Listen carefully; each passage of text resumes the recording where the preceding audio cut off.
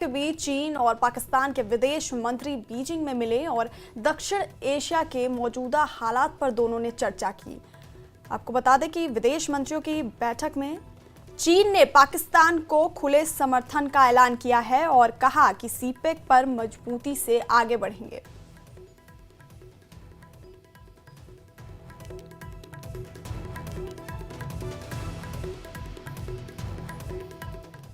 और आज पुंछ दौरे पर एलजी मनोज सिन्हा जाएंगे। गोलीबारी से प्रभावित इलाकों का दौरा करेंगे। गोलीबारी में प्रभावित लोगों से मुलाकात करेंगे उपराज्यपाल मनोज सिन्हा। तो पुंछ दौरे पर आज उपराज्यपाल मनोज सिन्हा गोलीबारी में प्रभावित इलाकों का दौरा करेंगे एलजी मनोज सिन्हा।